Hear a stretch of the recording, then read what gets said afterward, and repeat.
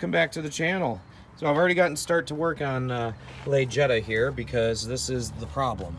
A big old crack in the plastic.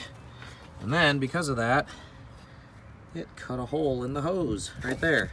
So we're gonna put some flex tape on the hose here, and I've got a new fan that we're gonna put in here. So be right back. See, the coolant made quite a mess. We've removed the air box and the one of the throttle body sensors that this guy plugs into. So anyway, now we got a little bit more room to work here. I've already removed the top two Torx bolts.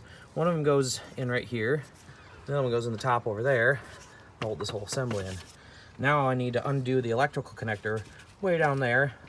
And then there's one bolt down there. And there's one bolt all the way down there.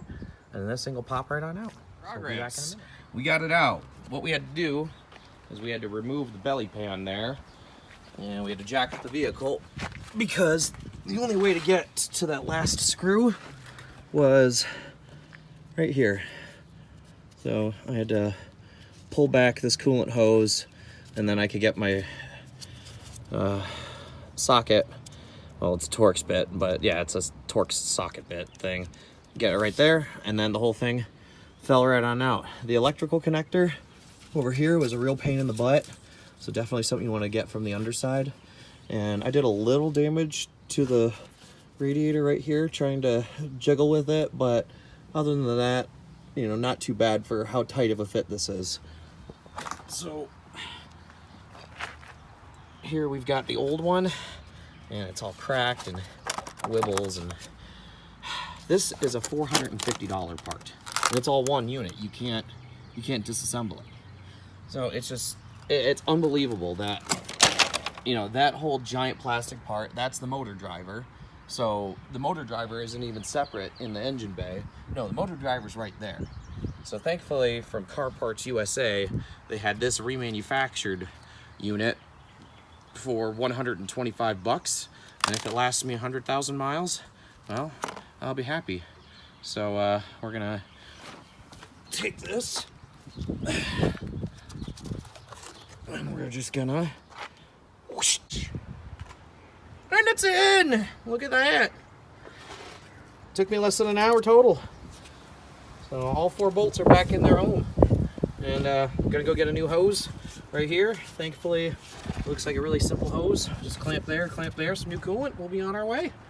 Okay. I decided to not go to the parts store because no parts stores in town had this whole assembly in stock. So from right here to this plastic thing, it includes this plastic thing, so it takes it from a $20 hose to, with this little plastic bit, a $70 hose. So I'm just gonna order that. The hole in this hose is very tiny. I mean, it's so tiny it just makes the finest little jet. So I just wrapped it with duct tape a bunch of times, and hopefully that'll hold. I'm gonna finish putting this air box and all this other plastic stuff back in, clean up my tools, and do a pressure test. Thanks. There she is, all put back together. Gotta let her get up to temperature so we can make sure those fans are gonna spin. A, spin, B, spin at the right temperature, and C, make sure that he is not gonna hit the hose all the way back there. Yeah. That little hose. That's where it was rubbing the whole time. So I'm gonna let this girl idle for about 10 minutes. She's full of coolant-ish. Might need to add a little bit of water to her. So anyway. We went down the highway to the grocery store, and while we were going down the freeway, it got angry again. So it's really hard to tell. But my duct tape job didn't hold. It's still dripping, but it's just like a drip, drip, drip. The fans work fantastic. So yeah, we'll order a new hose and take out the air box and put the new hose in, and this car will be good to go. So thanks for watching. Segment in. This thing was 90 doll hairs just because of this plastic bit and this extra bit. So this $20 hose segment, because this is pre-made at the factory right here. Anyway, I got a time lapse going, so we're gonna get to work.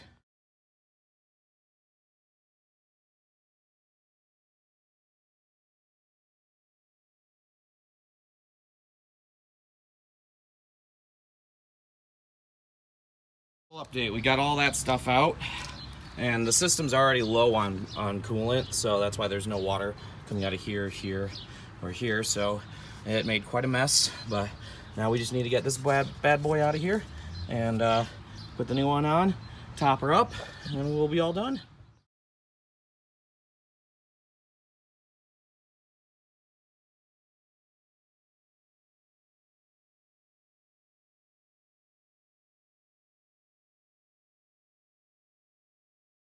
Right here, here, down here, and then all up here. So took about 5 minutes, and we're gonna clean off a bunch of this. I got some hot water boiling, and then we're gonna put it all back together, fill up with some coolant, and go for a test drive. Woohoo!